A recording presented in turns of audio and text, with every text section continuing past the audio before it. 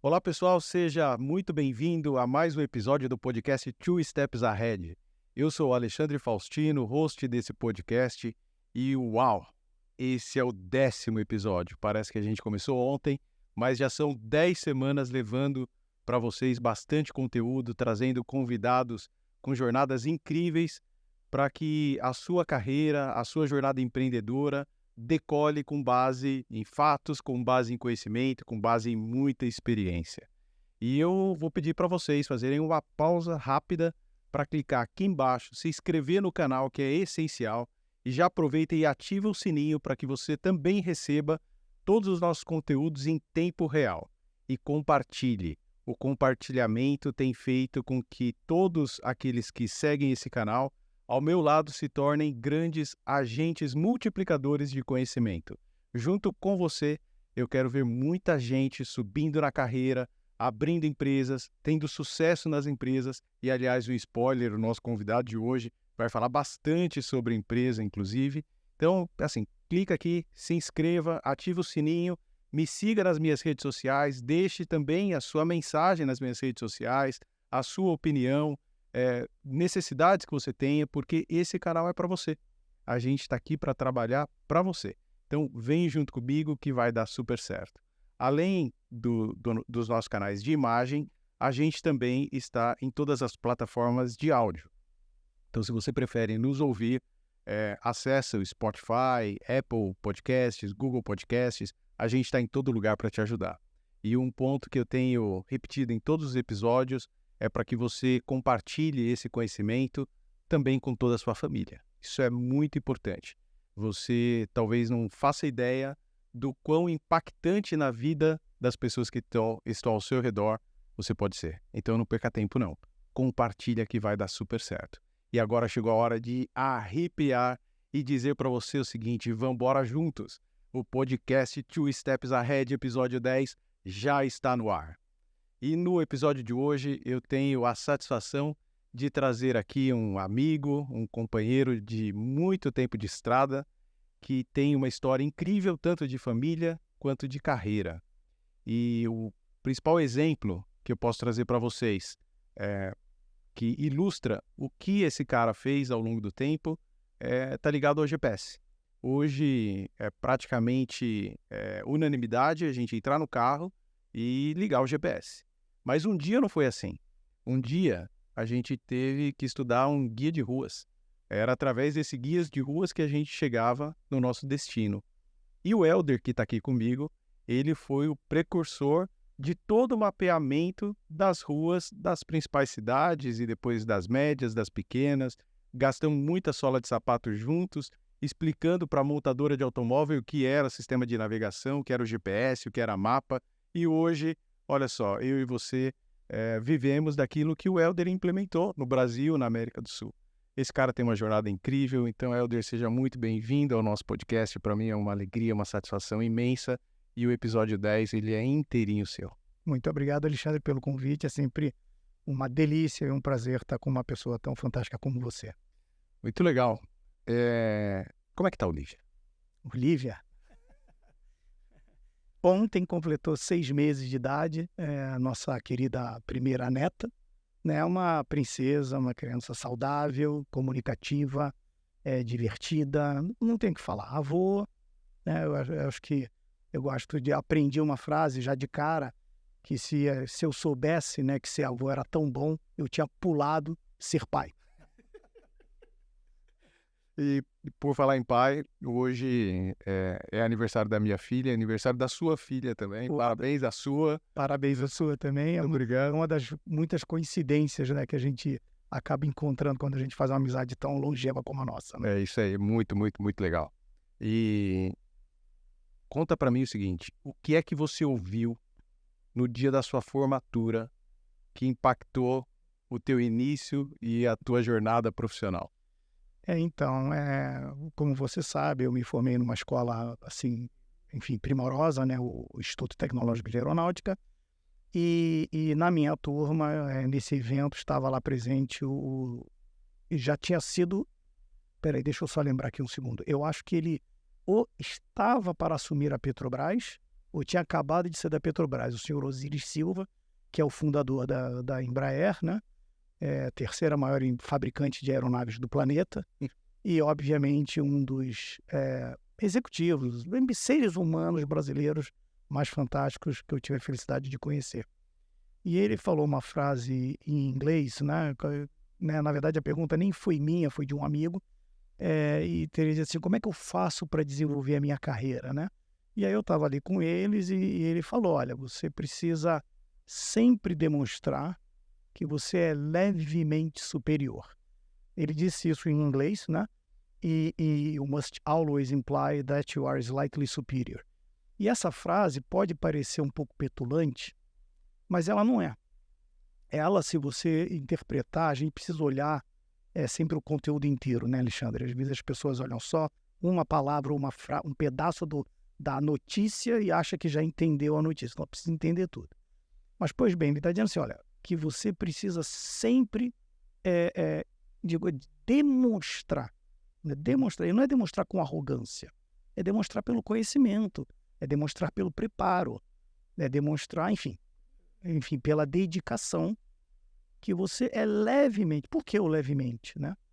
Porque se você demonstra que você é muito superior, que você entrega muito mais, você vai subir outras barreiras que não interessam.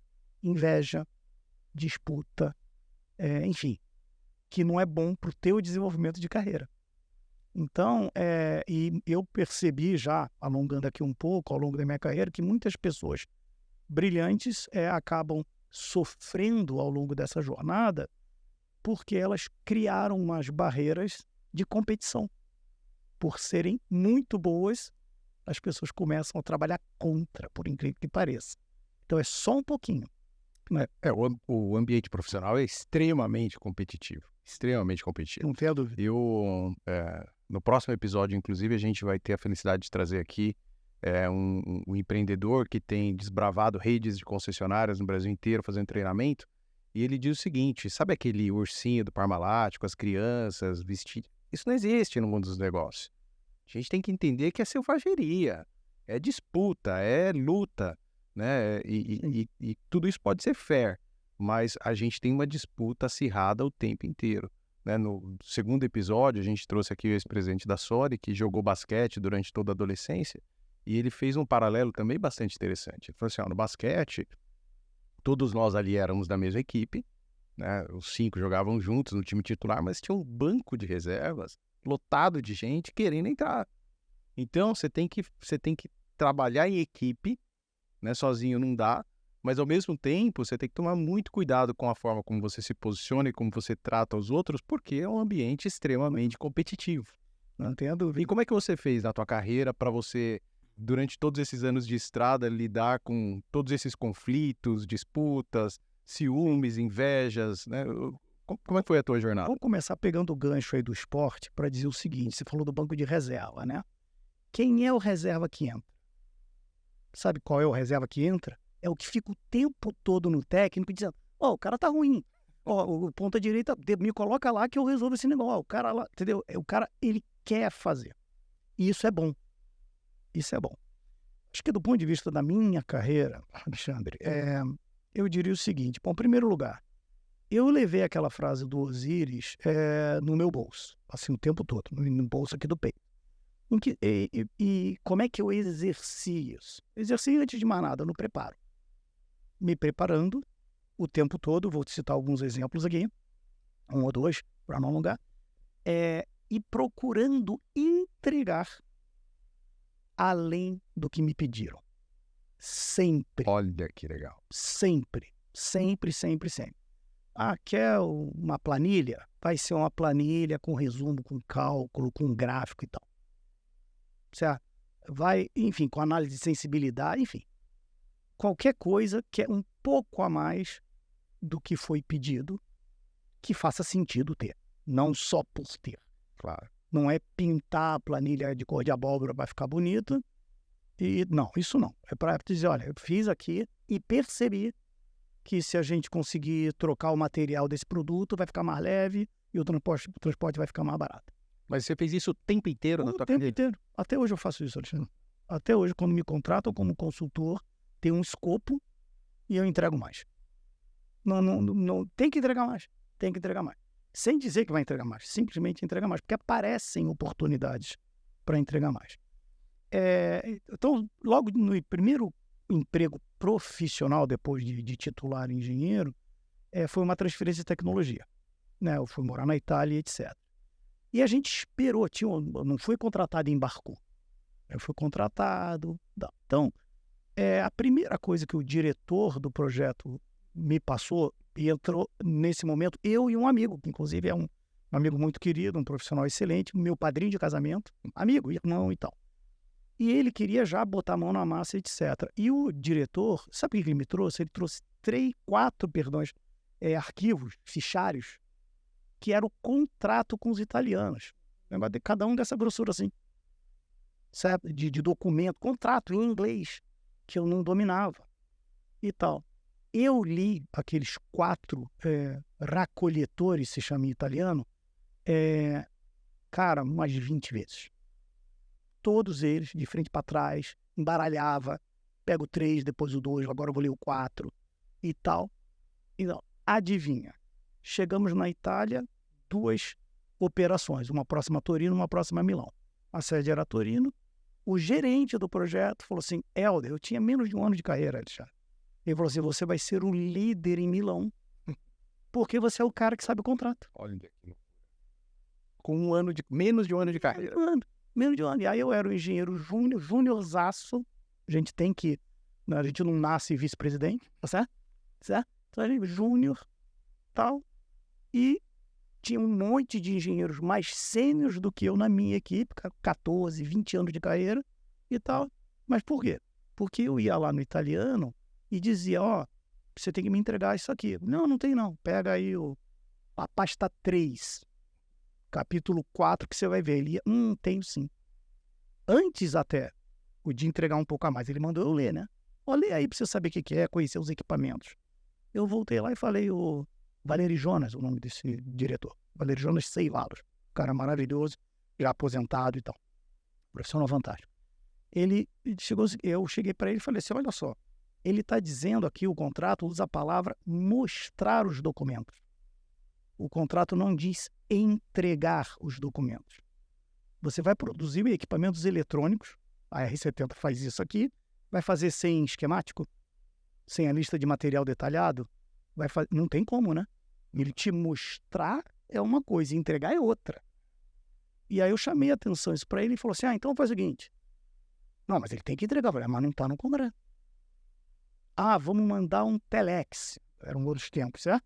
Então, telex. Quem redigiu o telex? Eu redigi. Né? Favor, confirmar e tal. Aí o cara respondeu uma tripinha que vinha, né?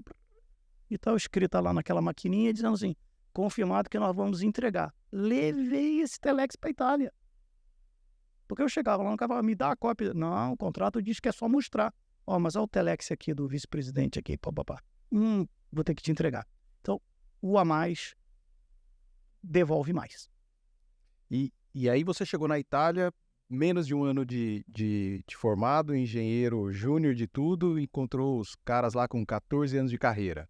E aí imagino que houve os tais conflitos que a gente falou aqui no início da... A inveja, a puxada de tapete. E como é que lida com eles? Bom, não vou dizer que foi fácil e não vou dizer que eu acertei, para ser bem honesto. Né? Porque que acontece? Por exemplo, eu não tinha uma preocupação de chegar às 8 da manhã. Eu não tinha essa preocupação. Chegava às 8h15, 8h20, era um pouco, digamos assim, relaxado em relação a isso. Fala isso para a juventude hoje, né?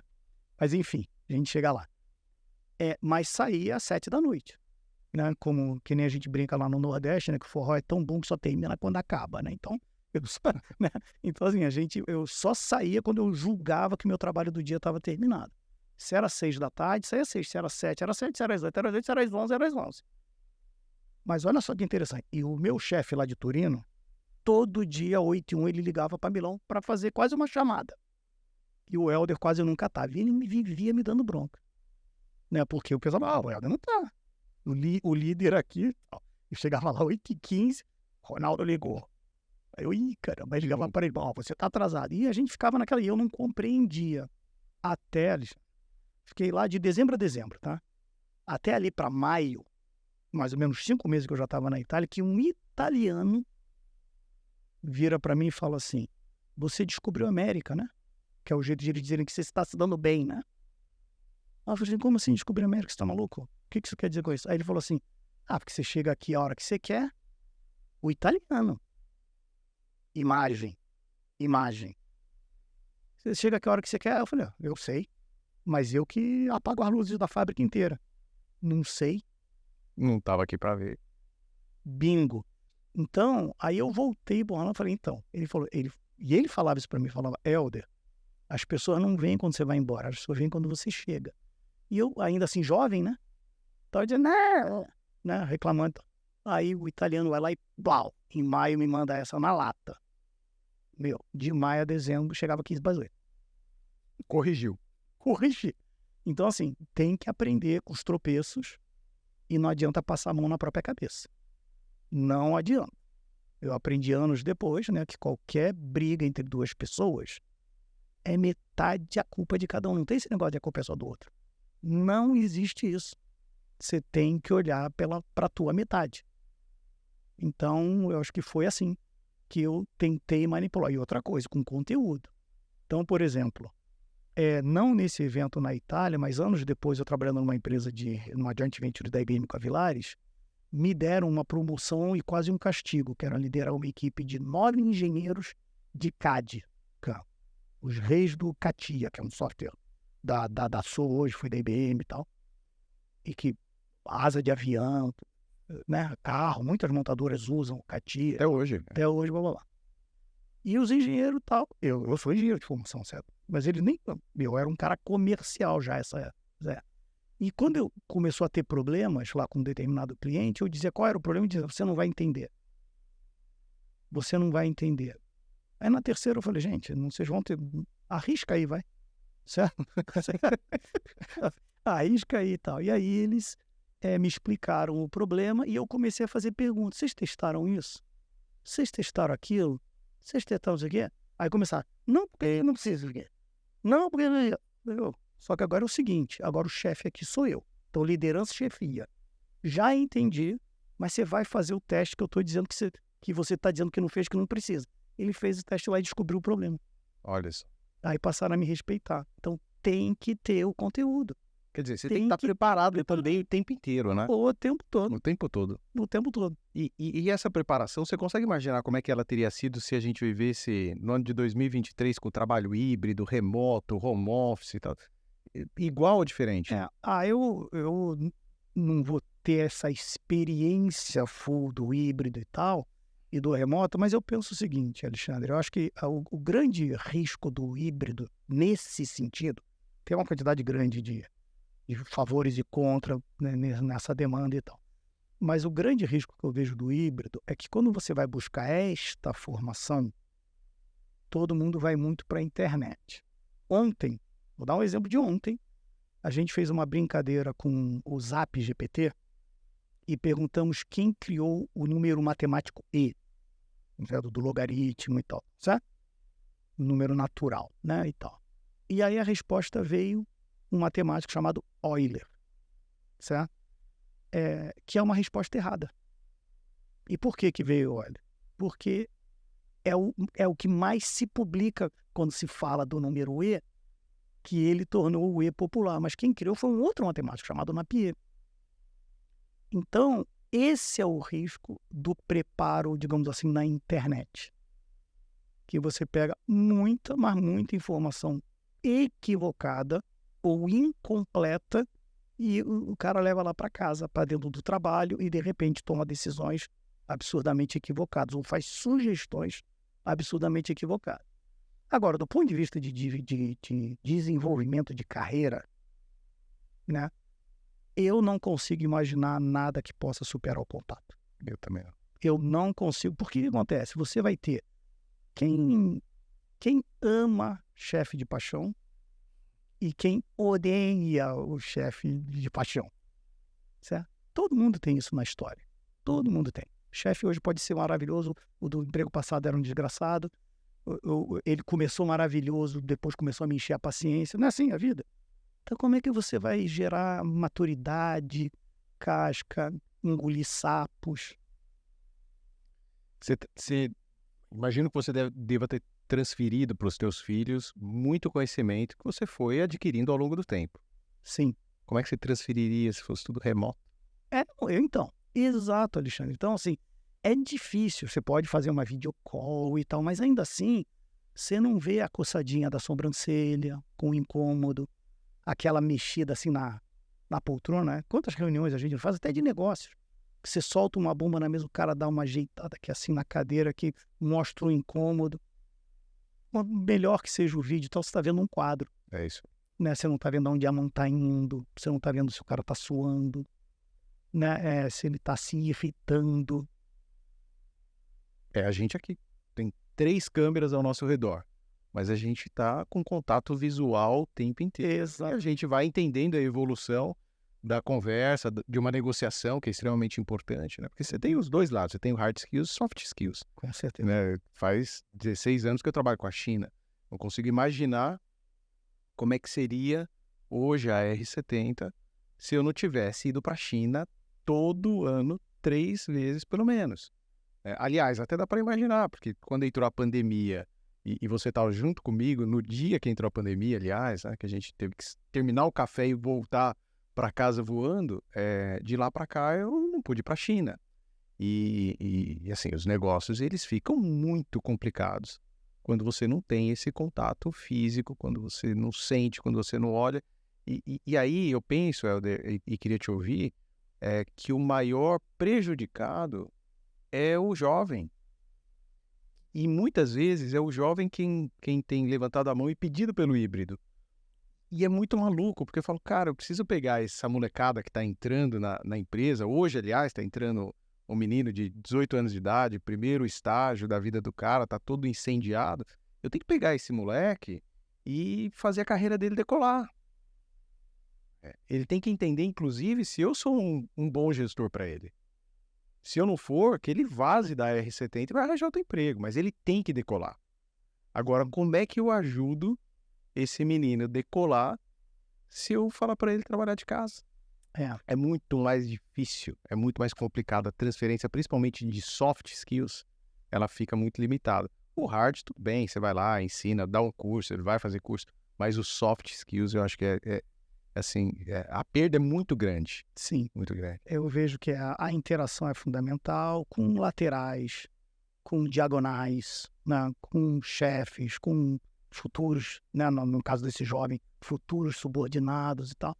Porque as pessoas, a gente tem que entender que tem um indivíduo, existe o profissional que faz parte desse indivíduo e tem esse contexto social que é o dia a dia da empresa, que tem um objetivo, que é concreto. O objetivo das empresas são objetivos concretos, né? Mesmo que se fale de stakeholders, assuntos assim mais softs e tal, são todos concretos. ESG, fala o assunto que quiser, são objetivos concretos.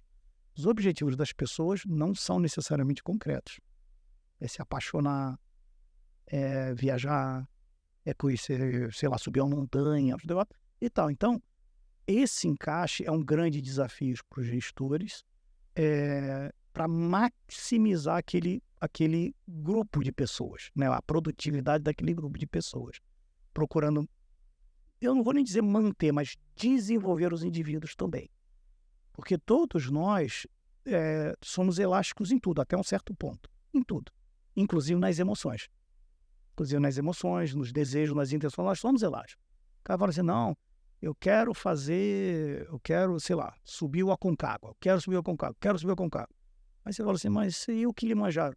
O que é Kilimanjaro? Sabe? Aí abre.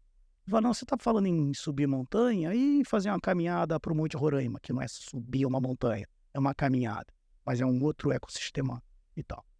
Não sei, então as pessoas se esticam. Aquelas, digamos assim, os paradigmas, né? Não, isso eu não faço. Eu não faz por quê? E nesse cenário?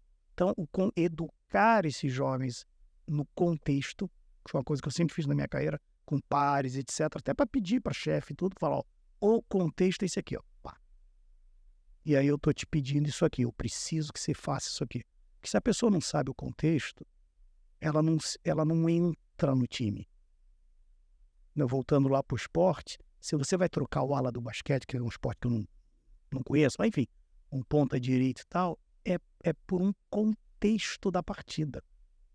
Qualquer que seja ele, machucou, tá cansado, enfim. Então tem que ter o contexto para o cara saber como ele vai entregar o melhor para o resultado da empresa. E aí, cara, é convívio.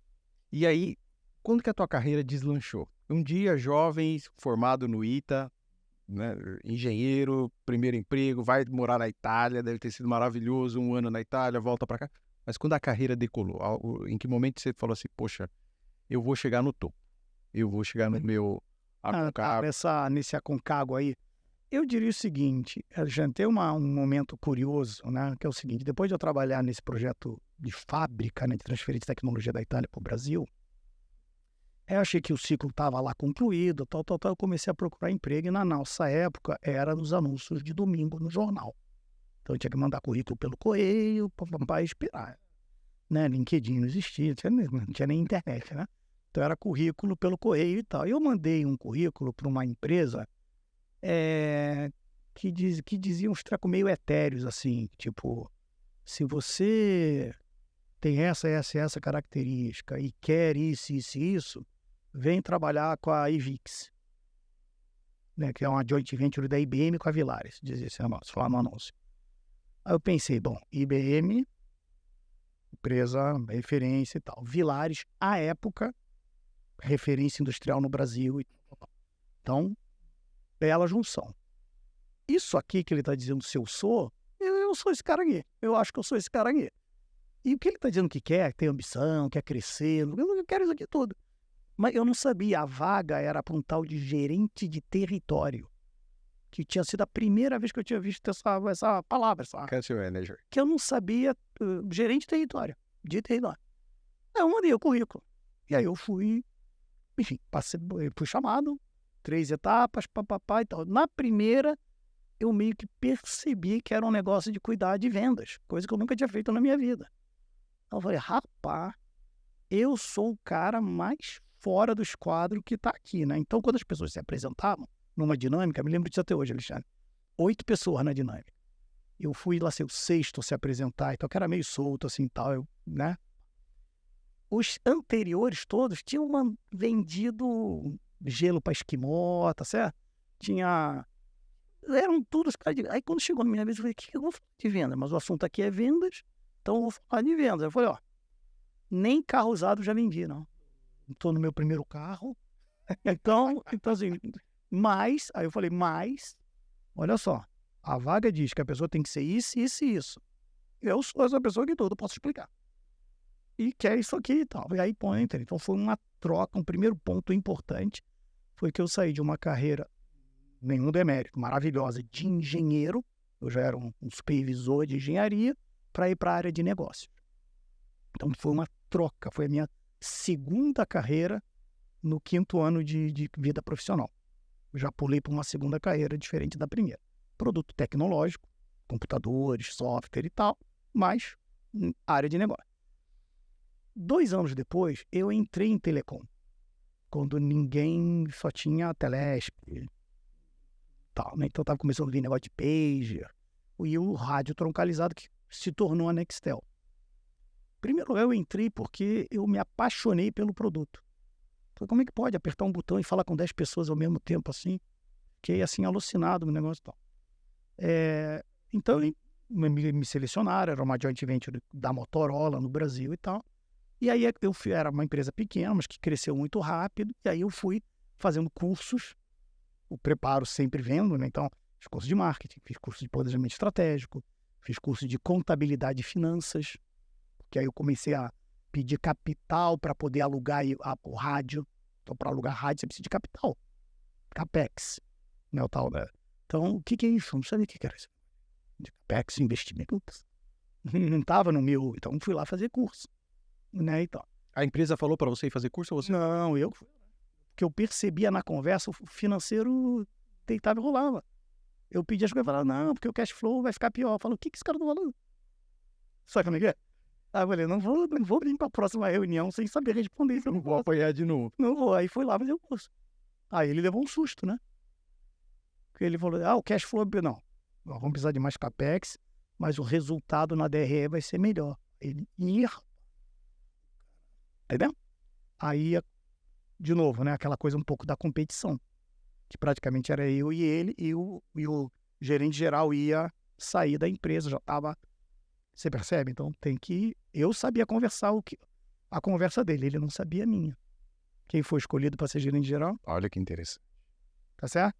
Então, fui lá e tal. E aí, nessa empresa, quando a Telecom começou a vir, aí veio banda B, celular, certo? Privatização, falei, agora é gol no ângulo. Vou all in, né? Para fazer essa carreira em Telecom e, de fato, fiz. Com 32 para 33 anos, me tornei um diretor de uma SA, estatutário, contrato social, na Nextel. Né? Fui o primeiro diretor de marketing, vendas e customer care da Nextel.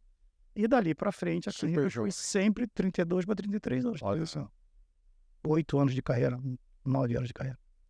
Então, e aí pronto, aí dali para frente foi o tempo todo nesse famoso C-level, né?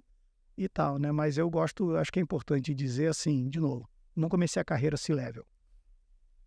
Comecei engenheiro júnior, 9 salários mínimos, que é o salário obrigatório para engenheiro, é o mínimo, né? Pelo CREA e tal, para quem é contratado como engenheiro. Então, 9 salários mínimos. Então, assim, comecei no chão, né? E tal. E aí a gente vai construindo. Muito, muito louco. E quando você teve os teus filhos começaram a crescer, como é que você fez a preparação do lado profissional deles, né? Porque você acabou não comentando, mas você veio do Rio de Janeiro, certo? ITA, engenheiro júnior, Itália, tal, ascendeu, diretor estatutário Nextel, 32, 33 anos. E eu imagino, você me confirma aqui, mas quando os teus filhos nasceram, você tinha uma realidade socioeconômica melhor do que a que você teve lá no Rio de Janeiro quando você era moleque. Com certeza. E aí, um desafio é colocar na cabeça dos nossos filhos que eles precisam começar como engenheiro júnior. Sim. Não é isso? Eles têm que fazer essa trajetória. Não dá para no primeiro emprego ser VP ou ser tratado como VP. Não é assim. E o que você foi dizendo para eles ao longo do tempo? Olha, eu assim, em primeiro lugar, obviamente eu não fiz nada que influenciasse a escolha da carreira. Absolutamente nada. Apenas o preparo para a escolha. Em que sentido? Sempre dizia assim para eles, vocês vão se formar, lá sei eu, com 20 a 23, 24 anos de idade, a depender da carreira que escolher, né, e tal. Então você precisa entender, o dia que você receber o diploma, né, qual vai ser o dia seguinte? O que você estará fazendo? Você vai estar em pé atendendo pessoas, vai estar numa sala, vai estar... O que você quer? Numa sala de aula, não sei, não importa. No dia seguinte. E 5 anos depois, quando você estiver chegando nos 30, o que vai estar fazendo? E nos 40, e aí para, né? Porque já fica muito distante para um jovem ali de 15, 16 anos e tal. Mas entender, falar assim, tenta passar um filme, né? Desses teus desejos e tal, para entender se a tua escolha vai te levar lá ou não, né? Esse é o primeiro ponto. E o segundo, Alexandre, que aí é a tua pergunta mais objetiva, aí é o seguinte, talvez contando as pancadas que eu levei. Entendeu? E uma coisa que eu aprendi, na verdade, com meu pai, é que, assim, o que você ganha sem esforço, você não dá valor. Você pode ficar feliz, mas você não dá valor. Você só dá valor para as coisas que você conquista com esforço. Você crê nisso? Absolutamente. Absolutamente. De tudo. Se você... claro, papai me deu o carro do ano e tal, vou ficar chateado? Não. Claro que não. Mas eu vou dar valor para esse carro do ano? Você deu o carro do ano para os seus filhos? De jeito algum. De jeito algum. o que eu fiz e o que eu já sei, claro, o nível social permitiu, foi assim, eles têm 1 ano e pouquinho de diferença, então isso ajudou. Eles entraram na faculdade, papapá, papapá, e quando a Helena completou lá passou pro 2º ano, o 1º ano foi de ônibus pra faculdade. Aí o meu filho, o Ivan, ele passou a estudar à noite, e ela de manhã. Então eu falei, tá bom, tem uma ideia aqui. Aí eu comprei um carro usado, câmbio mecânico, paguei lá o seguro e disse assim, tá aqui o carro e um tanque por mês. Esse carro é para Helene de manhã para a faculdade e pro Ivan ir à noite para a faculdade. Ele vai treinando, câmbio, entender a máquina, né? E tal. Eu sempre disse para ele, é uma coisa que nós dois gostamos muito, automóveis e tal. Então, assim, carro automático, tá, hoje em dia todos são, etc. Mas você tem menos, o carro faz mais por você do que você por ele. O mecânico você que tem que fazer. Você que tem que mudar a marcha. Você que não pode frear com o pé na embreagem. Ayrton Senna ou Max Verstappen? Exatamente. Que carro você quer dirigir? Exatamente. Então, mas tem que aprender a máquina. Senão a máquina te controla. Isso eu acho que vale para tudo, para internet, inclusive. Interessantíssimo. Tá? Então, você tem que entender a máquina. Antes, ChatGPT tá aí. Opa! Para ficar esperto, tem que entender o ChatGPT, senão ele te engole. Certo? Então, engole tua profissão, engole tudo. Você tem que botar ele para trabalhar para você. Esse é que é o X da inteligência artificial. Mas, enfim. Então, comprei esse carro. E aí disse assim, e falei assim, olha, algumas regrinhas aqui. Primeiro, bateu a franquia, eu não vou pagar. E o carro não vai ficar amassado. Então, vocês têm dinheiro aí para pagar a franquia ou né? Não bate. 1.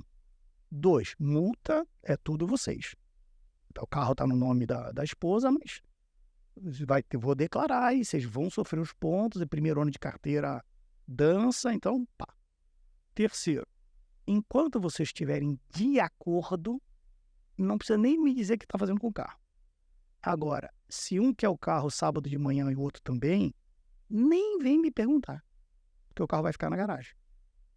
Então, ou vocês se entendam, ou tem o carro. Isso é muito louco. E foi muito bom isso. Até porque, olha só que interessante, vou voltar no tempo. Muito lá atrás, pequenininho, 4, 5, 6 anos e tal, briguinha de irmão, não sei do que. E teve lá um evento, não vou entrar muito aqui no detalhe, que eu puni erroneamente um dos filhos. E depois, quando eu percebi, puni o outro. E aí eu fiquei mal, porque tá tudo errado, né? Numa situação dessa daí. Aí eu chamei os dois, ainda no castigo, falei, olha aqui, olha como é ruim precisar recorrer à justiça. Vocês dois recorreram ao pai para ser o advogado, o juiz, tal, e o juiz errou a ordem, uma confusão danada. Então, para que deixar ir até o juiz? Resolvam os problemas de vocês entre vocês. O máximo possível. De novo, anos depois com carro e tal, nunca me deram problema. Nunca. Que loucura. Eu tenho 2, né? E os 2 têm praticamente a mesma idade, 2 filhos, mas o Eduardo, que é 7 semanas mais velho do que a Luna, ele veio com a Lucila, do primeiro casamento dela, com 2 anos de idade, meu filho. Né? Mas enfim, e os 2 cresceram ali dentro da mesma casa e tal. E quando eles começaram a assistir televisão, tinha um problema. Porque um queria assistir, sei lá, Backyardigans, o outro queria assistir Ben 10. E aí a discussão em casa era muito, muito interessante, que era assim, ó. Vocês têm 1 minuto para decidir se é Backyardigans ou Ben 10. Se não chegarem a uma conclusão, vamos assistir Fórmula 1. E aí talvez eles tenham perdido para a Fórmula 1 uma vez. Porque já entenderam, e aí, assim, vamos resolver. Mesma coisa para pedir, para decidir onde que a gente vai comer um hambúrguer. Vamos aonde? Vamos no Alpha Point ou vamos no Real Burger? Vocês decidem aí. E para ajudar, né, depois veio a Sofia e a terceira, aí lascou mais ainda. Então, e até hoje é assim. onde a gente vai? Aí eles se reúnem, se não chegam a uma conclusão em 1 minuto, fala, gente, estou tirando o carro. Entra dentro do carro e aí a gente... Então, e esse exercício, embora os meus não tenham chegado ainda de forma consistente no mercado de trabalho, eu creio que ele começa dentro de casa, mas ele vai lá para o mercado de trabalho. Claro. Eu vou resolver problema com o meu par, 2 filhos, né? Antes de incomodar o meu chefe. É isso. E eu acho que isso é fantástico para a subida, né? Não tem a menor dúvida. As pessoas precisam se entender para o benefício maior, que no caso é da empresa, né? Nesse caso aí do ambiente de trabalho, e produzir. E tem que produzir. E tem que entender também que, de novo, não tem almoço grátis. Então, cada escolha, cada decisão tem, no mínimo, uma renúncia. Normalmente você tem mais renúncias do que escolhas. Verdade. Tá? Então você vai dizer, eu vou para cá. Tá? O que você deixou para lá? 3, 4 coisas, 10 coisas para você ir para lá. Então, e uma coisa que eu não sou psicólogo e tal, mas a gente percebe que os jovens têm dificuldade com isso. Porque eles querem a escolha, mas não querem as renúncias. Eles têm dificuldade em compreender as renúncias. Né? Então, isso é uma coisa que tem que vir de pequeno, cara. Tem que vir de casa. Tem que vir, mesmo que não seja... não sei, vou tentar sacar um exemplo rápido aqui, né? Se a criança quer um sorvete, ela não vai ter, o ingresso para o carrosselzinho. Tem que saber isso desde o início. Se você vai lá no shopping com a criancinha, agora você dá o sorvete, dá o carrossel, dá a piscina de bolinha, ela volta exausta para casa, aí você vai lá, para mim foi bom porque ela dormiu. Tá bom, mas e para a criança? Ela teve algum balanço de tomar lá da cá? Como é que ela vai se preparar? Não vai. Vai ser mais difícil, né? A gente vai tornar, querendo ajudar, né? Porque sempre, tudo aquilo que você faz para os teus filhos, você faz com o coração quentinho, você quer dar o melhor conforto possível para eles. Mas muitas vezes você acaba gerando mais e mais e mais dificuldade, né? E aí eu queria que a gente mergulhasse na tua jornada na Navtec, né? E a Navtec, que foi o início, né, da construção dos mapas, do sistema de navegação, que hoje faz parte do nosso dia, a Navtec, ela tem o tema da Navtec tem um laço muito grande comigo e tem a ver com o que você falou no teu início de carreira, que é o seguinte. Olha só. Aliás, dá um oi aí, Natália. Oiê. A Natália é quem está por trás de tudo isso daqui que vocês estão vendo. A dona da nossa comunicação é a Natália, que chegou para nos ajudar a levar para você todo o conhecimento possível para que você catapulte aí na sua carreira, na sua empresa. Obrigado, Natália. Obrigada. Muito top. E a Natália faz parte de um time, ela lidera o time de comunicação, mas por trás do time de comunicação a gente tem hoje muita gente suando conosco, resolvendo problemas para que a nossa plataforma seja bastante consistente e longeva. Mas voltando lá na Navtec, por que a Navtec tem um vínculo comigo, né? Eu nasci em São Paulo, capital, mas ainda bebê eu me mudei para Jandira, que está a 30 quilômetros de São Paulo, hoje é um pulo, principalmente com os tais GPS. Cheguei em São Paulo muito fácil. Mas na época que eu era criança, a gente nem tratava em Jandira São Paulo como São Paulo. Olha que loucura, a gente chamava São Paulo de cidade. Vai para a cidade. Vai para a cidade. Então, pequeno, minha mãe falava assim, ó, amanhã a gente vai de manhã para a cidade. Era São Paulo. Né? E o meu primeiro trabalho formal foi como office boy. Em São Paulo, na cidade, né?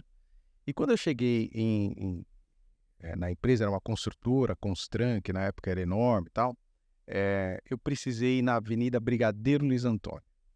Cara, não fazia ideia onde é. Sei lá onde é que é Brigadeiro Luiz Antônio. Podia ser em qualquer lugar, né? E aí me deram um guia, parecido com esse aqui, e eu tive que aprender que ônibus passava na Brigadeiro Luiz Antônio, né? Hoje eu dou para os meus filhos usarem isso aqui e falo assim, acha uma rua aí. Cara, é 50 minutos para achar uma tal de uma rua, que é o inferno. Mas é o seguinte, eu não conhecia São Paulo. E a Constran devia ter por baixo, Helder, uns 50 office boys. 50. E você falava assim pro cara, ó, vai na Brigadeiro Luiz Antônio. O cara pegava lá o envelope com cheque, com documento e ia. Aí chegava pra mim, eu trabalhava na área jurídica ainda, departamento jurídico, tinha que ir cartório todo dia. Ó, você precisa ir no 6º cartório. Ah, lascou. Sem internet, sem Waze, sem Google Maps, sem celular, sem nada. E aí eu aprendi a andar em São Paulo através do guia de ruas. Cara, e modéstia à parte, eu fiquei bom no guia de ruas. Mas office boy e tal, não sei o quê. Pá, muito bom. Um ano depois, eu virei estagiário da Sony, dentro de uma assistência técnica, em linha com a formação técnica do ensino médio que eu estava fazendo. E na primeira semana que eu estava lá, tinha muito técnico. Naquela época, televisor de 34 polegadas pesava 100 quilos, então o consumidor não levava na assistência técnica, era a assistência técnica que ia até a casa do consumidor. E a gente tinha um técnico português que ele só fazia serviço externo. E nós éramos em 4 estagiários. E aí o que ele fazia para ficar justo? Porque todo moleque quer ir para a rua, né? Então ele falava assim, ó, cada dia eu vou levar um estagiário. E na primeira semana, eu entrei numa Saveiro azul, que tinha lá na Sony junto com ele, sentei no banco passageiro, e eu falei assim, Luiz, onde a gente vai? Ele falou, vamos atender, sei lá, o Helder. Eu falei, não, o endereço da casa do Helder. O endereço? Por que você sabe o endereço? Não, dá o endereço.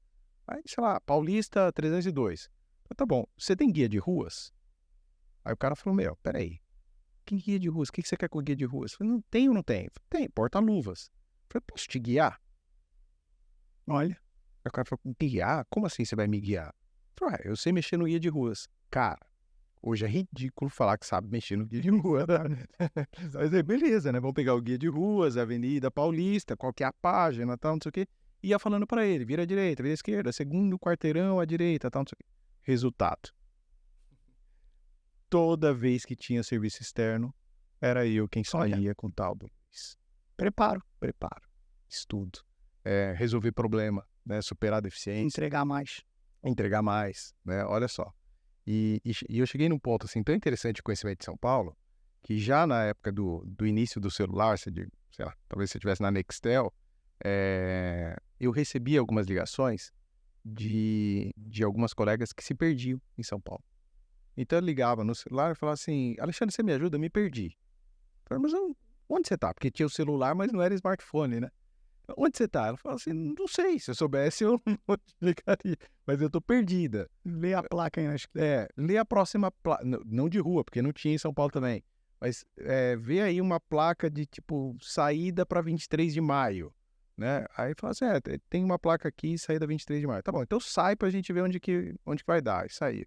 Você tá vendo um prédio espelhado com verde do lado? Não. Ah, bom, então você não tá perto de Ibirapuera. Anda mais um pouquinho e fala a cor da próxima ponte. E assim eu ia ajudando ela a voltar pra base. Olha que loucura. Tudo porque você sabia e tal. Guia de ruas. E aí, preparo. E aí, resolver problema, superar obstáculos. Se eu tivesse nascido em São Paulo, talvez eu não precisasse do guia de ruas, mas em Jandira eu precisava do guia de ruas. Desculpa de interromper. É obrigação de um técnico eletrônico saber olhar a guia de ruas? De um técnico, não. Né? De um técnico, não. Mas você foi e completou o contexto do teu trabalho, porque era um trabalho de campo. Você se preparou. Cara, fantástico. Né? Era uma fraqueza. Não sei andar. Não sei o que é São Paulo. Isso, né? E aí, vambora. E automaticamente, né, quando você desenvolve esse mindset, a gente já vem para a LabTech, onde é que isso vai parar? No meu caso, na China. Porque, às vezes, a gente olha e fala assim, beleza, você faz negócio com a China, caiu um dia no colo? Não. Né? Se a gente começar a refletir, porque no dia a dia você não racionaliza, né? Mas se a gente começar a refletir, de onde veio a história da China? Veio de uma posição que eu tinha lá, Siemens, que foi onde a gente se conheceu, empresa alemã, que definitivamente, naquele momento, entendia que não precisava da China, mas existia uma deficiência. Qual era a deficiência? Nosso produto era caro, o desenvolvimento lento, e a engenharia da Siemens não funcionava para aquela realidade de mercado. E aí, 2 opções.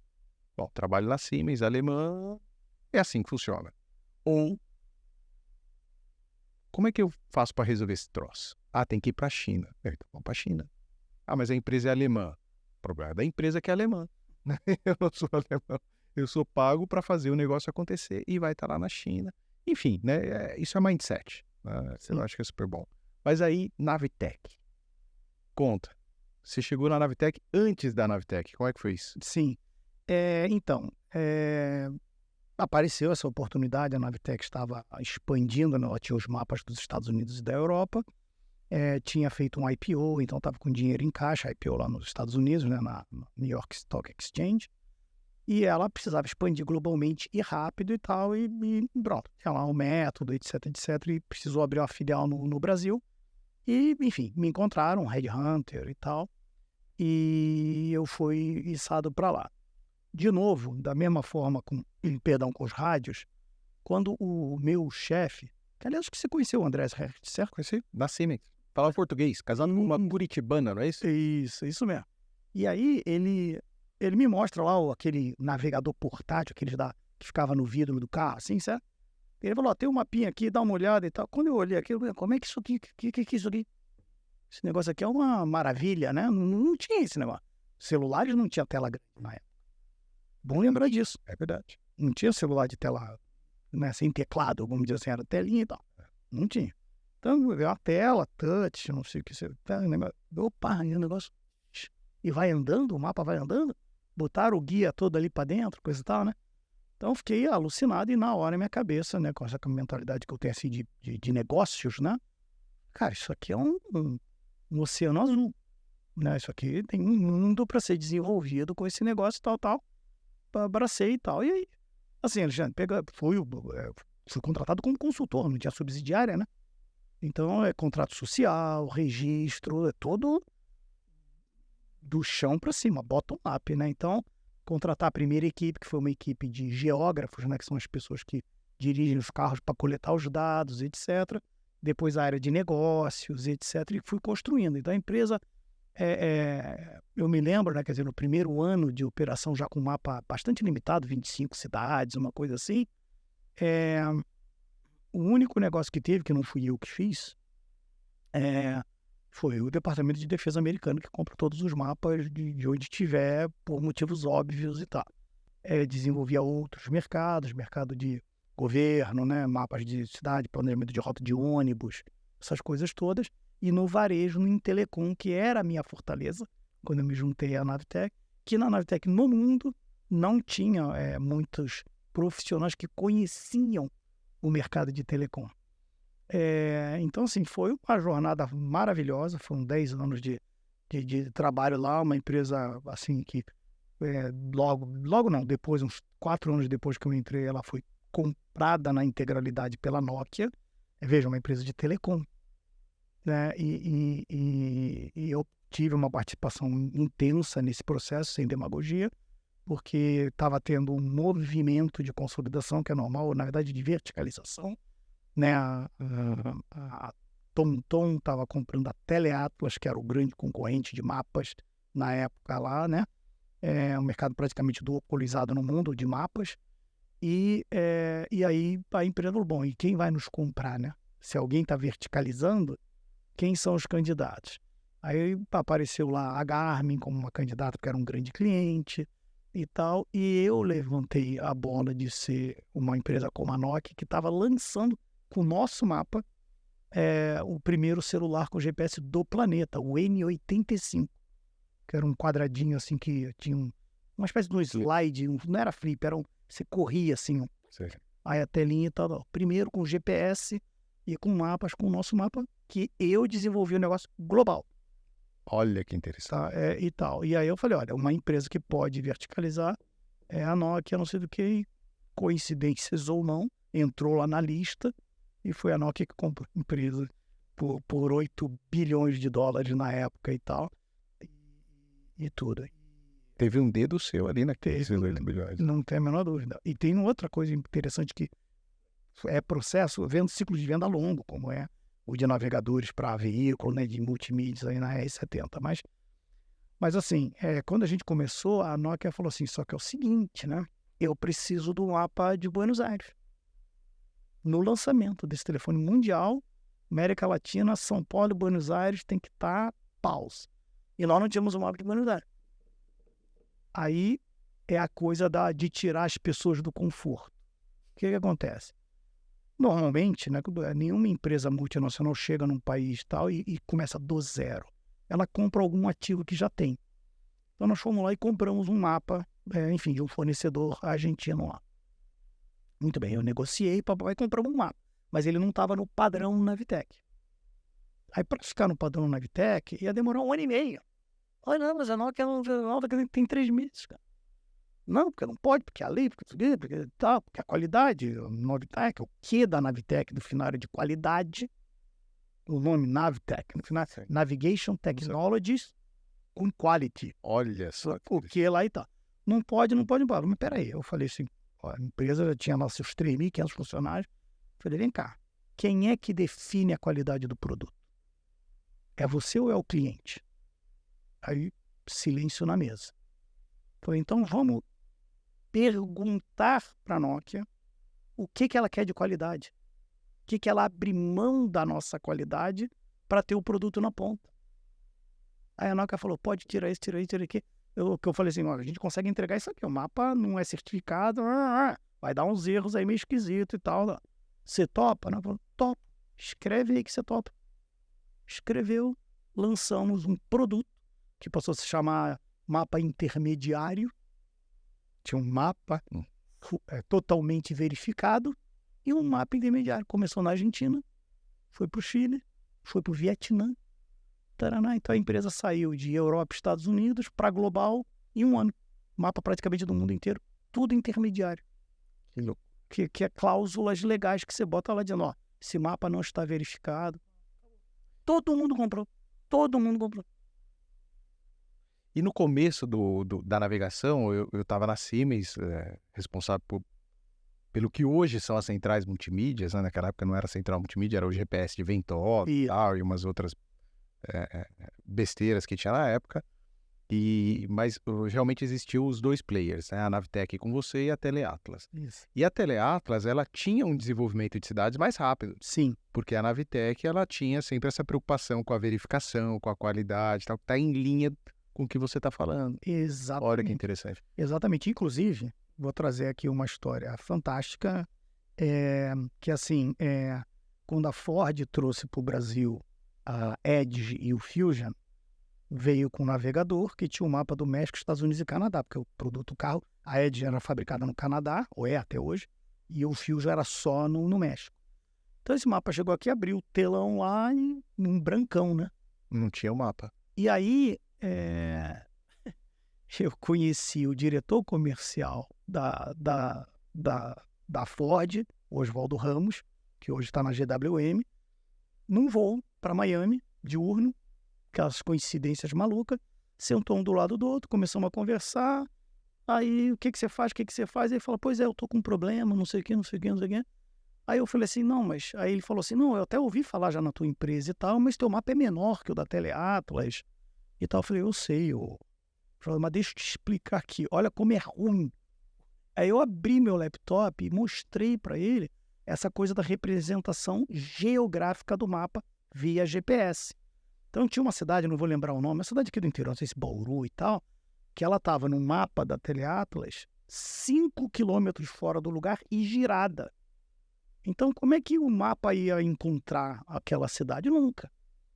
Ah, agora que eu entendi, papapá. E a gente acabou fazendo o primeiro grande negócio da Navitec com montadora local, foi justamente com a Ford e com o Oswaldo Ramos. Então foi muito interessante isso, porque aí a gente retrofitou nesses veículos que já estavam no Brasil, né, com os mapas do Brasil e tal, e aí a coisa foi. Agora, pausa um pouquinho, quer dizer, num voo diurno para Miami, Foi isso. 2 pessoas sentadas ali no avião, de repente olham para o outro e começam a conversar, e entendeu que um tinha o carro, o outro tinha o mapa, mas o mapa não estava conversando com o carro e o carro não conseguia vender. É isso aí. Cara. E aí gerou um negócio, uma amizade, somos amigos até hoje, um respeito mútuo, uma admiração mútua muito interessante, porque, de novo, um pouco do contexto, quer dizer, as pessoas, ninguém nasce sabendo, né? Certo? Então você tem que dizer, olha, para você ter uma navegação de qualidade no teu veículo, você precisa desses critérios aqui e aqui, ó. Aí, entendi, como é que a gente faz e tal. Então, e aí foi desenvolver o negócio. Agora, o GPS de hoje é completamente... Não o GPS, né? Mas os softwares de hoje, o Waze, Google Maps, ou mesmo a Here, né? Que tem atualizações aí de trânsito. No começo não tinha nada disso, né? Era muito mais simples. Hoje está no outro nível, já bastante diferente. A tecnologia evoluiu muito, tanto a de captura como de verificação, e a do próprio software de cálculo da rota, de comportamento, etc. Evolui muito.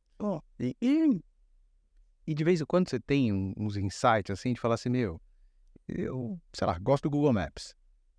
O GPS um dia começou comigo aqui no Brasil. Você pensa isso ou não?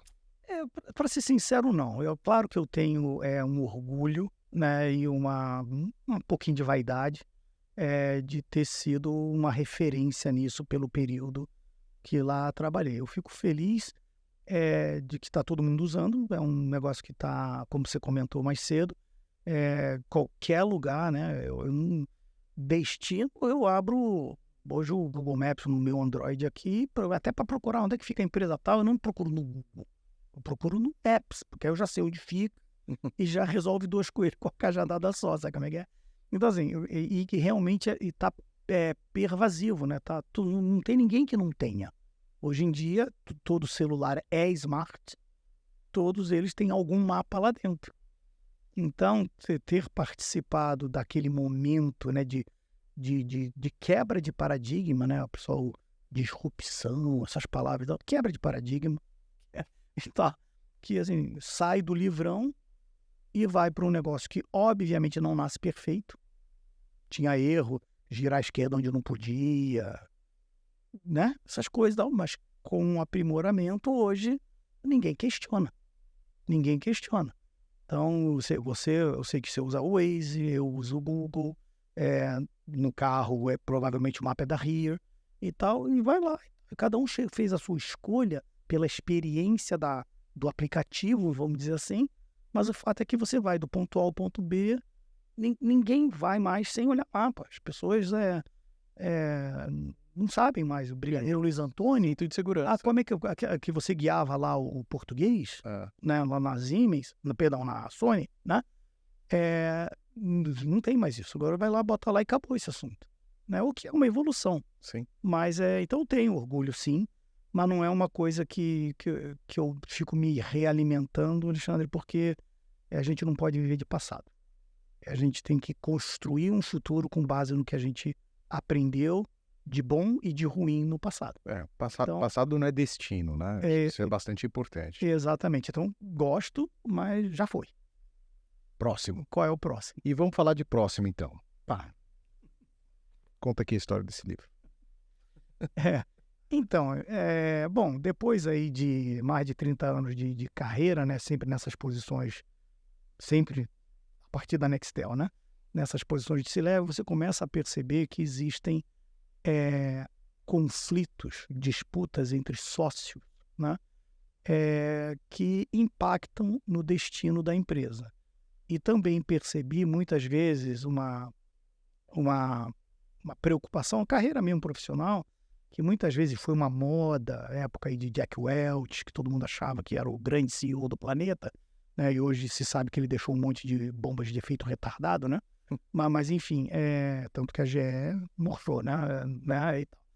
E tudo, mas o que acontece? Que era uma época que você tinha que buscar o resultado no curtíssimo prazo, a qualquer custo. E numa empresa, por exemplo, como uma Navitec, onde você está vendendo uma coisa intangível, né? Por que um mapa custa $10 e não 50 ou 7 mil? Ou 10 centavos? Né? Da onde que vem esse preço? Né? Vem da utilidade que ele pode te dar. Então, toda vez que você sacrifica para tentar fazer um número de vendas num trimestre, e você para isso tem que sacrificar o posicionamento de preço lá, você não recupera. Preço, você sabe melhor do que eu, que baixar é moleza, subir esquece. Então, você prejudica um longo prazo por conta de um curto prazo. Isso me incomodava muito. Carreira profissional, mesmo C-level, etc., você tem chefe. Claro. E o chefe vai lá e fala, você tem que entregar e tal.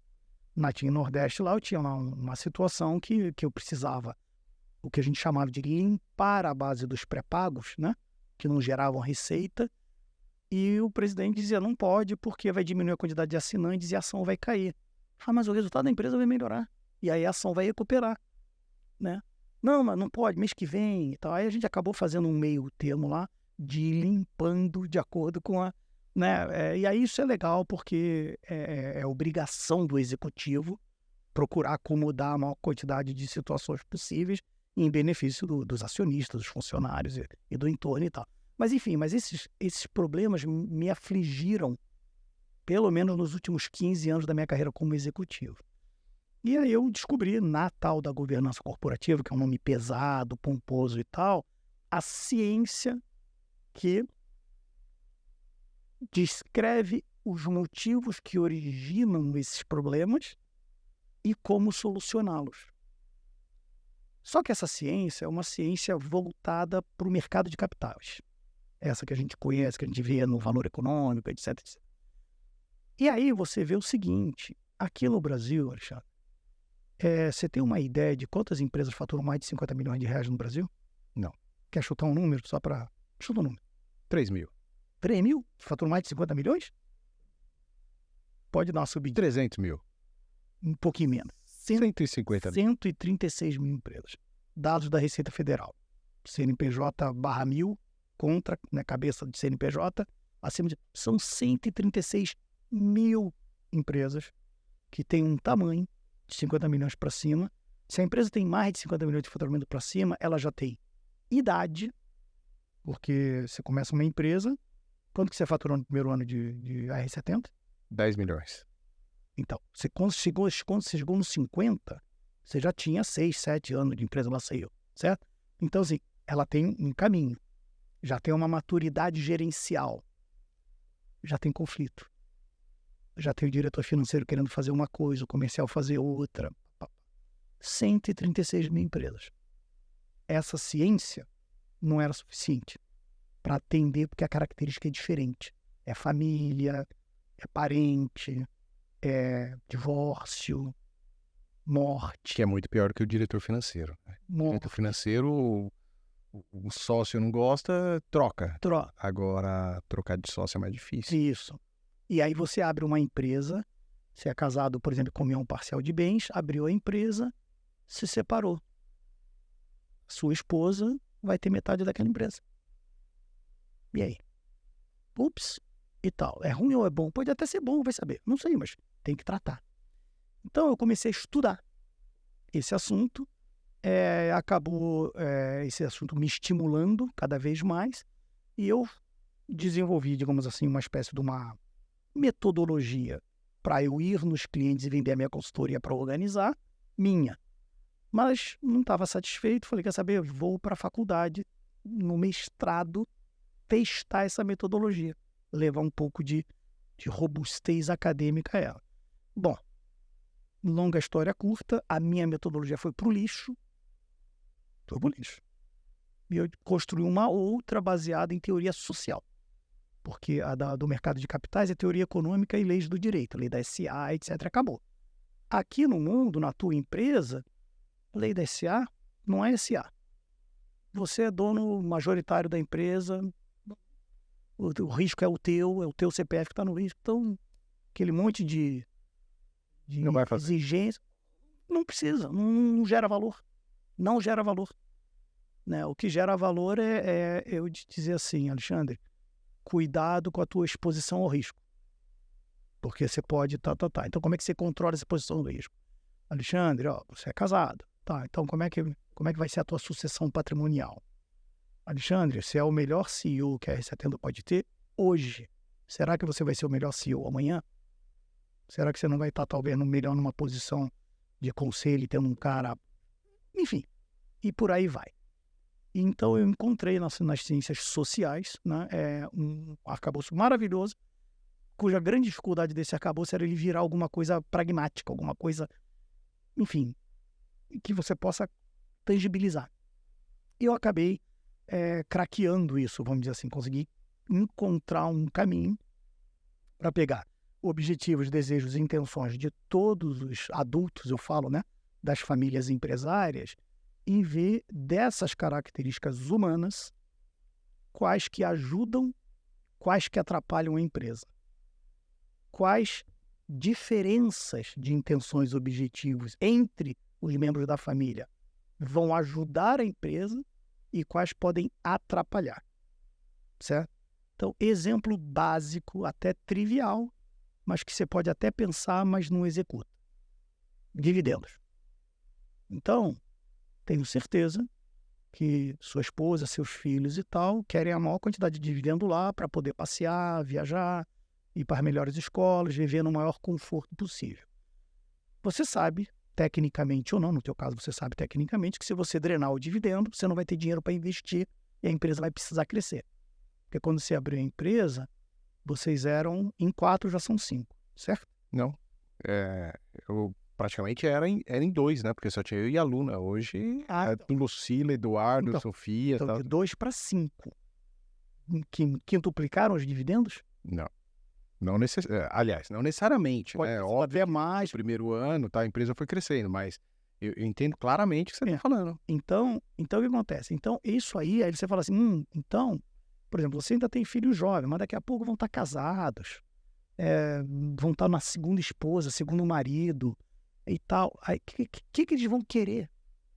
Né? Então, é importante identificar isso, não para dar. Não estou dizendo aqui, eu quero viver aí com cheque de 50 pau por mês e tal. Não é assim a vida, né? E tal. Mas para entender, porque em algum momento, talvez você tenha que se ausentar, por opção ou não, né?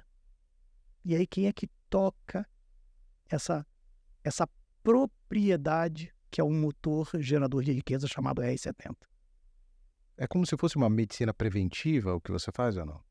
Uma excelente, associação. Sim, porque na verdade a gente até tem aí, acabamos de lançar um podcast, né, áudio podcast chamado Bode na Sala. Que o objetivo dele, Alexandre, é exatamente o seguinte, porque existe um bode na sala, né, percebido ou não, às vezes não é percebido. Então, assim, o nosso trabalho a gente expõe o bode. Às vezes, alguns membros da família sabem do bode e às vezes nenhum sabe. E eles ficam, às vezes, até chateados. Por que você está falando isso? Sabe? Não, porque esse é um bode que vocês vão ter que resolver. Então, vamos resolver agora. O que você acha? O que você acha? Então, eu quero ir para cá, eu quero ir para lá e tal. Então, qual é o melhor compromisso aqui? Em benefício do motor gerador de riqueza. Né? Porque é disso que vocês vão viver. Aí tá. Então, é nesse sentido. Então, a gente bota o bode na sala, tira ele de trás do sofá, que ele tá lá já, né? Sim. Tira ele de trás do sofá, se ninguém tá vendo. Ou se alguém tá vendo, já me ajuda a achar, pega aqui esse bode traz aqui. Vamos conversar sobre o bode, pô. Qual o problema? Então, assim, aquela famosa frase, né? Combinado não é caro. Entendeu? Então, assim, o problema é que não combina. É que existe o desconforto, sabia? Claro. Existe o desconforto. Claro. Porque, assim, em termos práticos, né? Se o bode já tá lá, cara, você pode fingir que você não tá vendo, você pode deixar ele escondido, bota um cobertor em cima dele ainda, né? Inventa que é qualquer coisa que não bode. Mas ele já tá lá. Sim. Agora, quando você descobre esse bode, coloca ele no centro da sala, aí você vai ter que encarar. Exato. Aí você vai ter que encarar. E aí o desconforto, ele é grande. Sim. Né? Até porque muitas vezes você precisa equilibrar pratos. Sabe o lance do conflito de interesse que você estava falando no começo da tua carreira entre engenheiros? Sim. Eu tenho 3 filhos. Né? Talvez um vai ter interesse na empresa, o outro só nos dividendos. Um vai ter interesse em trabalhar, o outro só nos dividendos, o outro interesse nenhum, 0.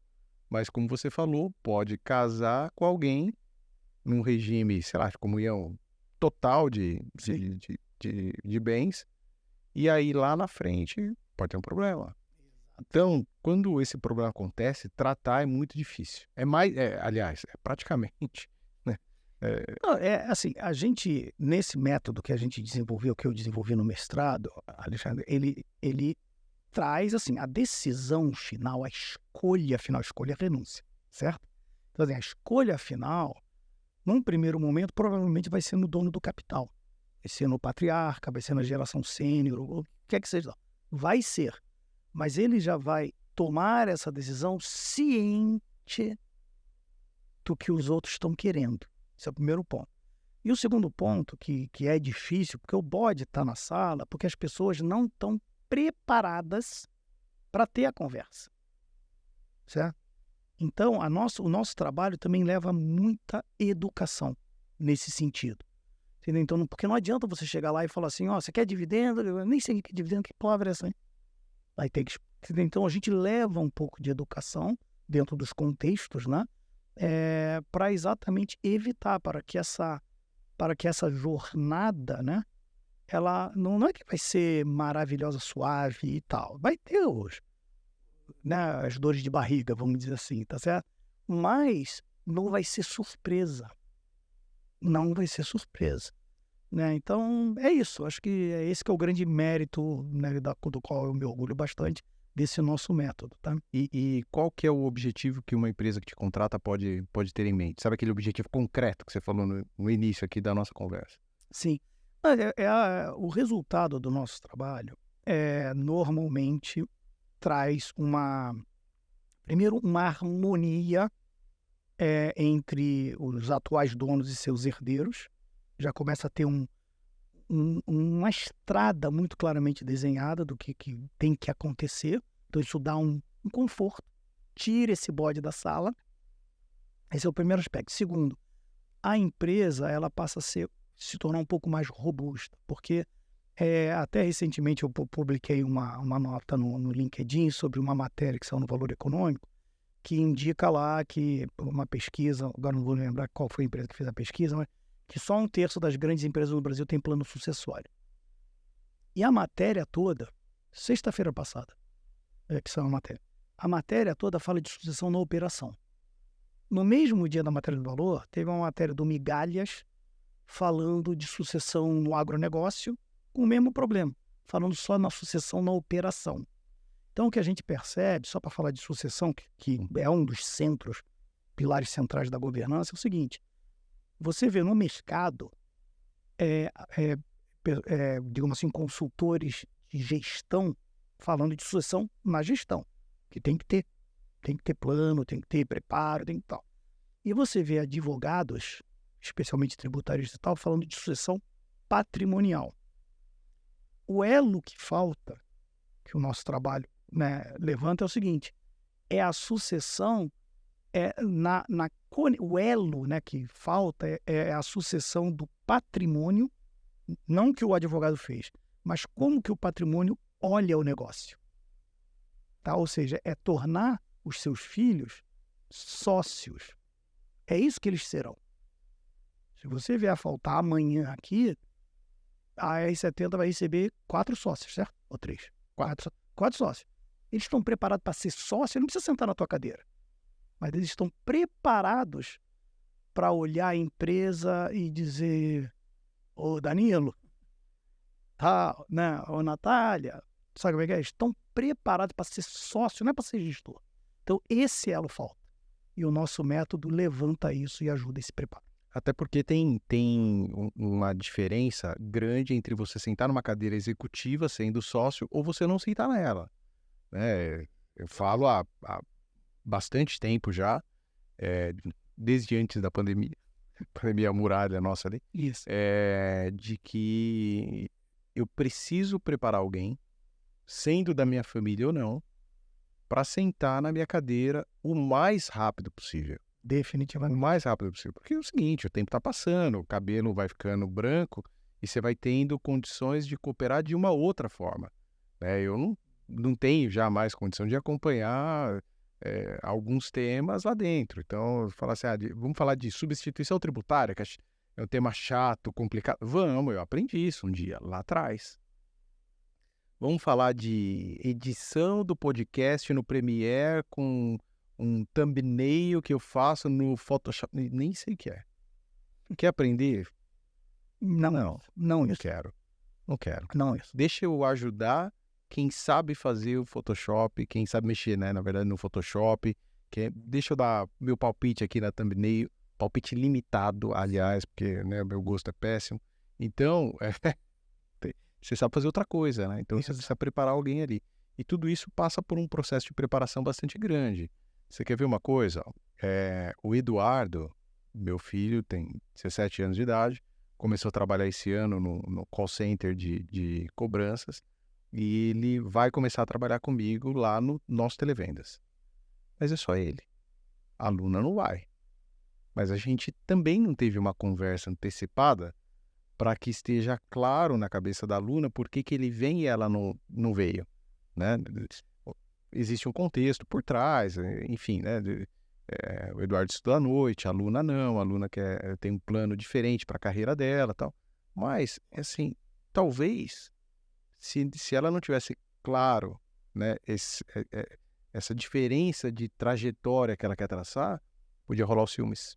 Sim, Os dois que sempre se deram super bem, se tratam como gêmeos, poderiam ter uma ruptura dentro de casa, sim, né? E aí o teu trabalho, sim. ele acaba me ajudando, né, como gestor da minha casa, É inclusive, isso. a equilibrar pratos, É isso. né? E eu creio, assim, depois, principalmente de te conhecer sob essa ótica da governança, que todo empresário, no momento em que ele decide abrir um CNPJ, ele precisa ter alguém cuidando de Sim, governança. sim, É o melhor momento, aliás, sim, sim. né? A construção, é a fundação da empresa dele.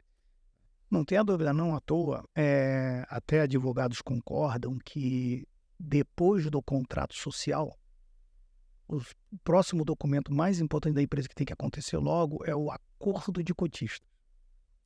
Porque o contrato social, normalmente, aquilo ali, a empresa vai fazer isso, vai fazer aquilo, o gerente delegado é tal cara, né, e acabou. Fica aquela coisa muito no Código Civil, vamos dizer assim.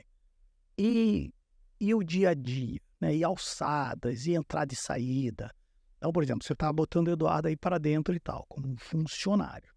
Então, não é certo? Aí, regra, né, que tem aquela famosa frase, né? Nunca contrate quem você não possa demitir, né? Sabe aquela coisa? Então, você está pronto para demiti-lo se ele não desempenhar? Essa conversa já está clara para ele, por exemplo. Isso, vai além, né? Não é só a questão de se eu estou pronto para demiti-lo.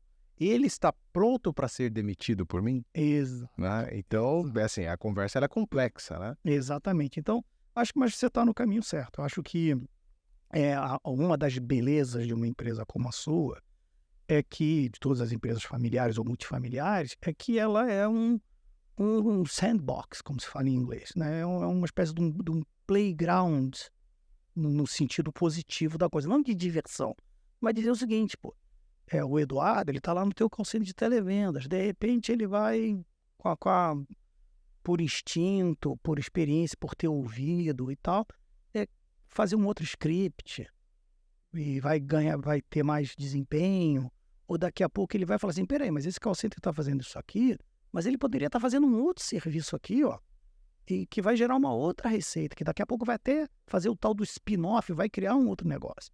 Então, isso na Siemens ou na IBM, esquece. Isso não vai acontecer nunca. Agora, numa empresa familiar, isso pode, e a gente estimula que aconteça. Usar um pouquinho dos recursos da empresa para ela, mas dar um espaço. Porque é a hora que o jovem começa a falar, não, mas dá para eu fazer esse negócio aí. Né? Então, mas eu precisava de um outro apoio aqui e tal. Então, tem um exemplo antiguíssimo que eu gosto de trazer, de mais de 20 anos, que saiu na Exame, que é o seguinte, era uma loja, não é, tem lá perto ali da Praça da República, uma loja de frios, não, tal, que o imigrante está lá cortando lá os frios, atendendo a clientela e tal, fez a vida. O filho estudou, né? Então o pai conseguiu, né? Tal, o filho estudou, fez MBA e chegou no pai e falou assim, pai, ele ia lá trabalhar, né? Ia lá cortar salame, tá certo? Cortar queijo, etc. Final de semana, hora vaga, para ajudar a família, que é assim que tá. E aí ele chegou e percebeu o seguinte, falou, pai, eu vou começar um outro negócio, que é o seguinte, aqui ao redor da Praça da República, história de advogado, um monte de empresa e tal, catering. Vou fazer tábua de frio. Criar uma marca aqui, ó. Outra marca. Vou consumir o teu frio aqui. E tal, vambora. Você me ajuda, pai? Você me dá crédito? Sabe como é que é? E tal. E virou um negócio maior do que o do pai. Porque depois teve que botar a castanha, que o pai não tinha. Você vou dar, e nunca ficou mal do pai.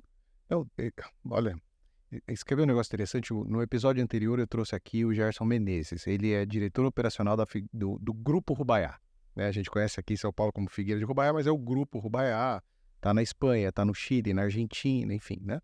E o Gerson estava me contando que o começo da carreira profissional dele foi trabalhando num pequeno restaurante do pai. E trabalhou alguns anos com o pai, aprendeu a dinâmica e um dia falou assim: pai, eu queria te pedir autorização. Interessante, aliás, porque ele tinha 19 anos de idade. Pai, eu queria te pedir autorização para sair daqui, porque eu quero fazer uma carreira fora daqui. É ótimo. Foi para o Grupo Rubaiá, trabalhar na cozinha, lavando prato e tal. Eu escutei o podcast. É muito, assim, muito legal a história dele. E o que ele quer? Ele quer um dia ter o restaurante dele. Então ele começou com o pai, ele aprendeu os elementos básicos, foi para um grupo extraordinário, que é o Grupo Rubaiá, né? Tem uma gestão hoje de centenas de pessoas, né? Trata praticamente todos pelo nome, é um desenvolvimento incrível ao longo dos mais de 20 anos, e ele quer voltar para o restaurante. Só que aí sendo empresário, né? Ele quer empreender no negócio dele. E nesse momento, eu não tenho dúvidas de que ele vai saber contratar os melhores garçons, os maîtres, escolher fornecedores, tratar bem cliente e tal. Qual pode ser o calcanhar de Aquiles dele? O que você faz? Governança. Ele também tem um filho já grande, a esposa está grávida, tem mais a esposa, enfim. Como é que já nasce organizado para não falhar? Exato. Sabe, eu acho que esse é o ponto central e a recomendação. Recentemente eu tive uma dissolução societária dentro de uma das empresas. Sabe qual foi o nível de estresse que a gente teve? Nem zero. A gente... Obrigado. A gente desenvolveu o nosso acordo de cotistas depois do seu trabalho lá conosco, né? A gente fez trabalho junto e, assim, pode ter tido um sentimento ruim de perda, de não sei o que. Não, mas situação emocional. Conflito? Nenhum. E a parte concreta da coisa fluiu, né? Conta pra gente fechar, como é que as pessoas te encontram? Bom, eu sou bastante ativo no LinkedIn, tenho a rede social, todos Instagram e tudo. Meu nome é raro, né? Helder de Azevedo, né? Então é fácil achar. A gente tem um site, empresadefamilia.com.br. Já comentei aqui que a gente tem esse podcast chamado Bode na Sala. É só áudio, né? Então a gente está presente aí em todos os canais aí, né? De podcast. Enfim, é fácil de me achar. De qualquer forma, vamos deixar tudo aqui. Segue uma recomendação nossa, inclusive, viu? Você que é executivo e quer aprender de governança, dá para conversar bastante com o Helder e implementar dentro da empresa onde você trabalha, inclusive, políticas de governança que vão te ajudar. Né? Lembra da história que ele comentou de ler os contratos, de aprender sobre os contratos. Ele não era advogado, nunca foi, né? Mas aprendeu a história do guia de ruas, que eu comentei com você. Nos episódios todos que a gente tem aqui, os exemplos eles se repetem, né, de executivos e empresários que foram encontrando soluções para problemas que seriam justificados facilmente se não fossem resolvidos. Não sou advogado, para que eu vou ler um contrato, né? Então, você que é executivo e principalmente você que é empresário, é muito importante que você tenha um trabalho sobre o tema governança corporativa. O nome, para mim, governança corporativa, viu, Helder, ele é tão pesado quanto substituição tributária. É mesmo. É pesado. O que é substituição tributária, brother? Não dá. Né?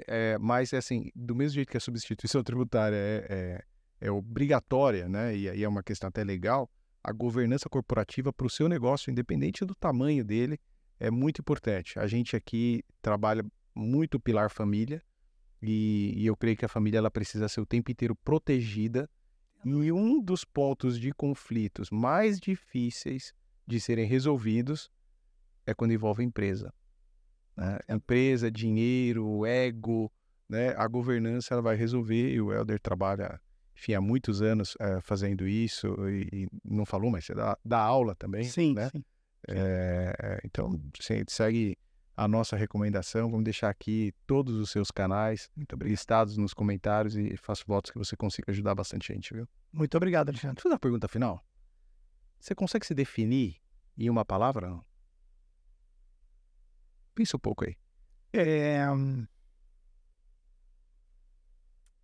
Não sei, me ocorre resiliência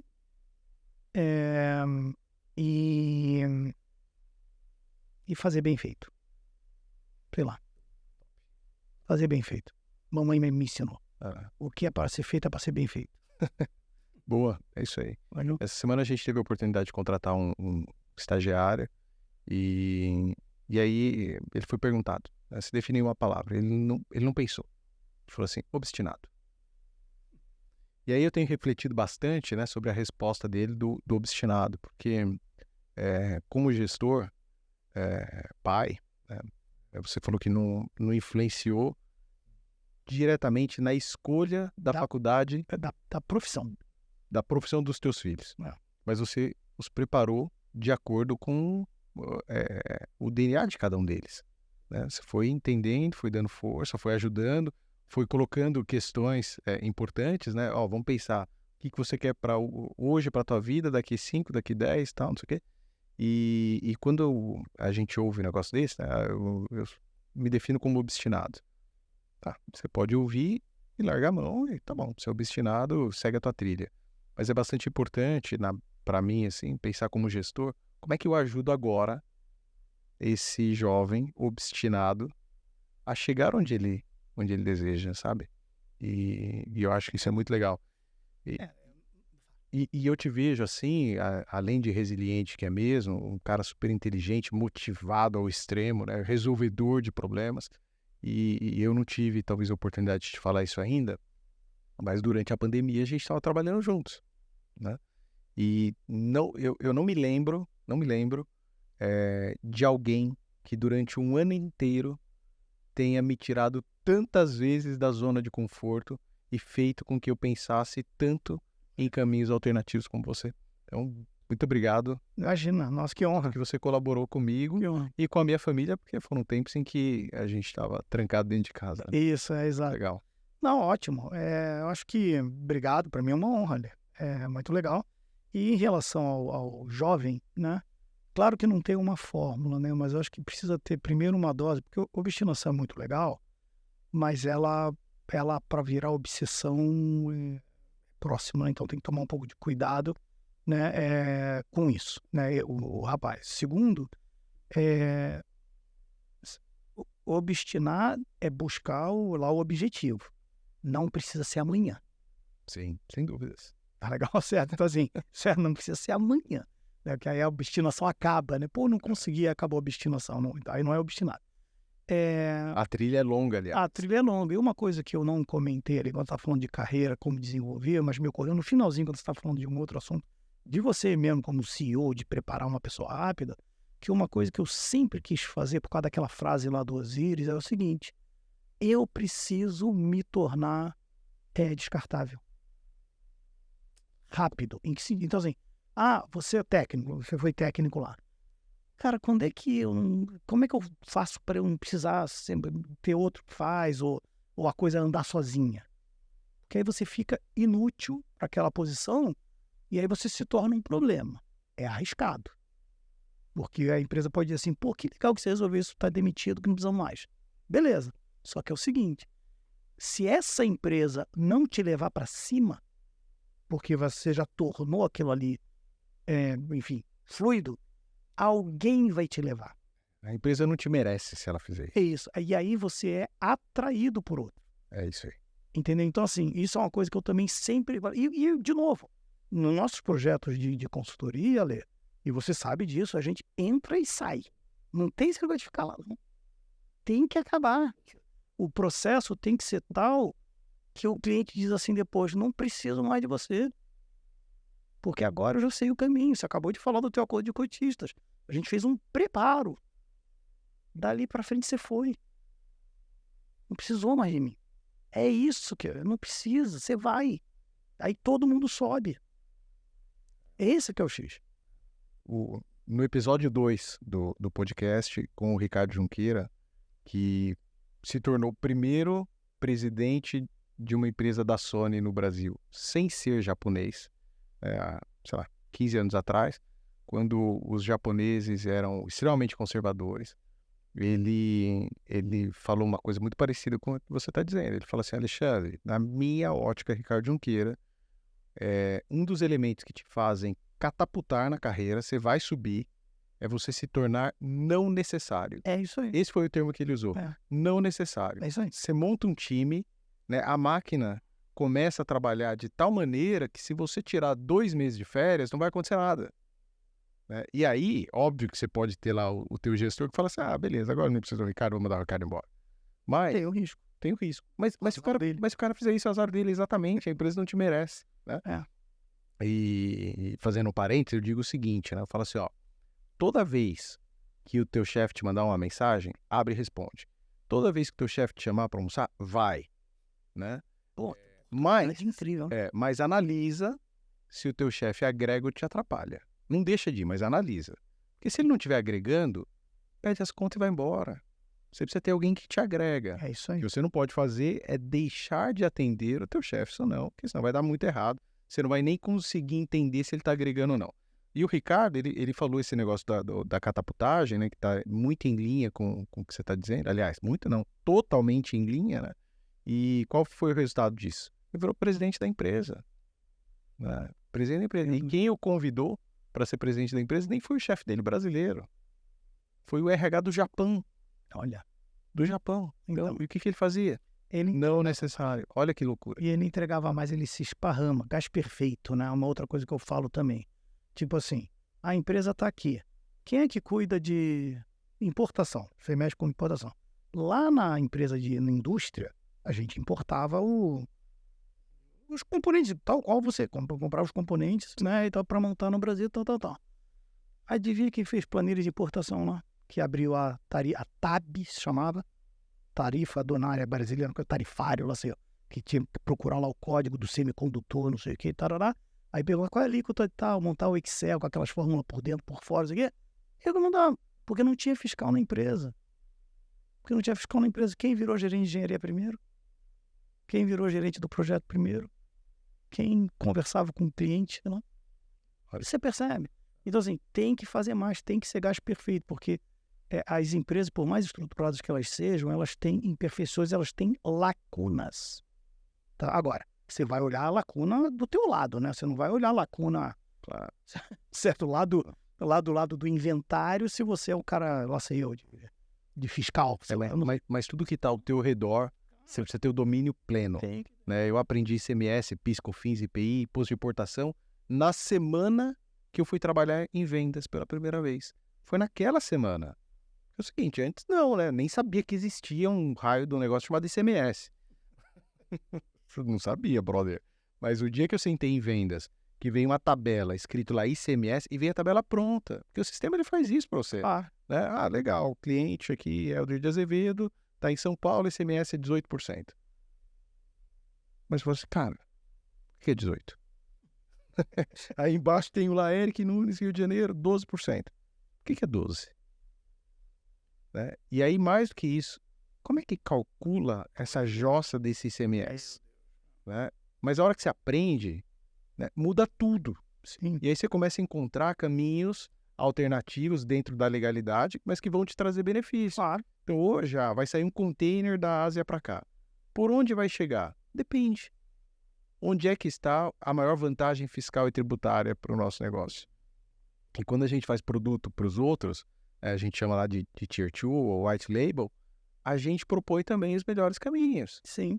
Então, assim, você tem uma empresa que vai importar produtos da China ou de qualquer outro lugar, por onde você traz seus produtos?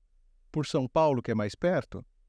Mas vai mudar o que na tua vida? Se desembarcar no Porto de Santos, ou se desembarcar em Itajaí, ou se desembarcar em Vitória, um porto seco em algum lugar que tenha benefício, não interessa.